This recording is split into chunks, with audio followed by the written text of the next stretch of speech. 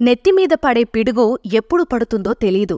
అలాగే హైడ్రా ఎక్కడకు ఎప్పుడు వస్తుందో కూడా తెలీదు. హైడ్రా దెబ్బకు కొత్త ఇళ్లు ప్లాట్లు కొనుగోలుదారులు వెనక్కు తగ్గుతున్నారు.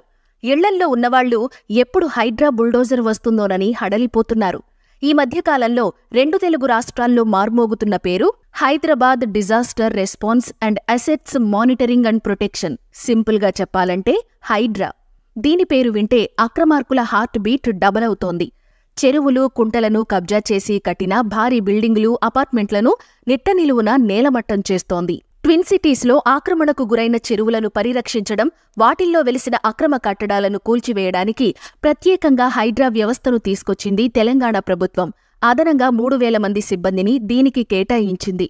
మీరాలం, బమ్రుక్ ఉద్దౌలా, కుక్కట్పల్లి నల్ల చెరువు, మాదాపూర్ తుమ్మిడికుంట వంటి లేక్స్, వాటి ఎఫ్టీఎల్ పరిధి, బఫర్ జోన్ అధిగమించి నిర్మించిన పలు భవనాలు, అపార్ట్మెంట్లను ఇప్పటికే కూల్చివేస్తూ వస్తున్నారు హైడ్రా అధికారులు. ప్రముఖ నటుడు అక్కినేని నాగార్జునకు చెందిన ఎన్ కన్వెన్షన్ సెంటర్ సైతం దీనికి మినహాయింపు కాదు. ఈ పరిణామాలు హైదరాబాద్ రియల్ ఎస్టేట్ మార్కెట్ను తీవ్రంగా ప్రభావితం చేసినట్టే కనిపిస్తోంది. ఏ ఇల్లు ఏ చెరువులో కట్టారో, ఏ అపార్ట్మెంట్ ఏ కుంటలో నిర్మితమైందో తెలియని సిట్యుయేషన్స్. ఫలితంగా లక్షల రూపాయలను ధారపోసి ఇళ్లు, ప్లాట్లను కొనుగోలు చేయడానికి సాహసించట్లేదు కొనుగోలు చెయ్యాలనుకున్న ప్రజలు. సొంతిల్లు అనేది జీవితకాలంలో ఒక్కసారి మాత్రమే వచ్చే అవకాశంగా భావిస్తారు మధ్యతరగతి ప్రజలు.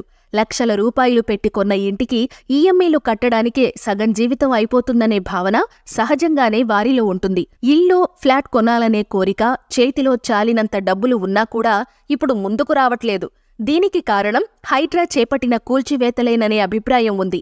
హైదరాబాద్ సహా ఇతర మెట్రో నగరాల్లో ఇళ్లు, ప్లాట్ల అమ్మకాలపై ప్రాప్ ఈక్విటీ సంస్థ నిర్వహించిన ఓ సర్వే ఈ విషయాన్ని స్పష్టం చేసింది. ప్రస్తుత ఆర్థిక సంవత్సరం 2వ త్రైమాసికం అంటే జులై, సెప్టెంబర్ మధ్యకాలంలో హైదరాబాద్లో ఇళ్లు, ప్లాట్ల కొనుగోళ్లలో 42% మేర తగ్గుదల కనిపించినట్లు పేర్కొంది. 2023 జులై, సెప్టెంబర్ మధ్యకాలంలో మొత్తం 25,370 నివాసాలు అమ్మకానికి రాగా 20,658 మంది అమ్ముడుపోయాయి. ప్రస్తుత ఆర్థిక సంవత్సరంలో ఇదే కాలంలో విక్రయమైన ఇళ్ల సంఖ్య 12,082 మాత్రమే. గత ఏడాదితో పోల్చుకుంటే 42% మేర తగ్గుదల నమోదయ్యింది. దీనికి ప్రధాన కారణం హైడ్రా కూల్చివేతలేననే అభిప్రాయాలు ఉన్నాయి. హైదరాబాద్తో పాటు నేషనల్ క్యాపిటల్ రీజియన్ ముంబై, నవీ ముంబై, థానే, పూణే, బెంగుళూరు, చెన్నై, కోల్కతాల్లో ఈ సర్వే నిర్వహించింది ప్రాప్ ఈక్విటీ. అత్యధికంగా హైదరాబాద్లో 42% మేర ఇళ్ల అమ్మకాలు తగ్గాయి. బెంగుళూరు 26, కోల్కతా 23, పూణే 19, చెన్నై 18, ముంబై 17, థానే 10% మేర తగ్గుదల నమోదయ్యింది. దీనిపై మాజీ మంత్రి కేటీఆర్ స్పందించారు. 3 నెలల్లో హైదరాబాద్ రియల్ ఎస్టేట్ తిరోగమనం పట్టిందని, దీనికి ప్రధాన కారణం ముఖ్యమంత్రి రేవంత్ రెడ్డి సారథ్యంలోని కాంగ్రెస్ ప్రభుత్వమేనని విమర్శించారు. మిగిలిన మెట్రో నగరాలతో పోల్చుకుంటే హైదరాబాదులో ఈ దుస్థితి తలెత్తడానికి ఆర్ఆర్ ట్యాక్స్ ఇష్టానుసారంగా చేపట్టిన కూల్చివేతలేనని విమర్శించారు. దేశం మొత్తానికి తలమానికంగా ఉంటూ వచ్చిన హైదరాబాద్ రియల్ ఎస్టేట్ రంగంలో ఇప్పుడు ఉద్రిక్త పరిస్థితులు తలెత్తాయని ఆందోళన వ్యక్తం చేశారు. పెట్టుబడులు పెట్టడానికి పెట్టుబడిదారులెవరూ ముందుకు రావట్లేదన్నారు. దీనివల్ల హైదరాబాద్ అభివృద్ధి తగ్గుముఖం పడుతుందని, రాష్ట్ర ఆదాయం తగ్గుతుందని కేటీఆర్ హెచ్చరించారు.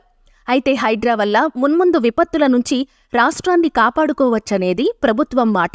అంతేకాదు, అక్రమ నిర్మాణాలకు తావు లేకుండా చూడటం కూడా హైడ్రా లక్ష్యంగా తెలుస్తోంది. మరి చూద్దాం హైడ్రా ఎటువంటి ఎఫెక్ట్ ఇస్తుందో.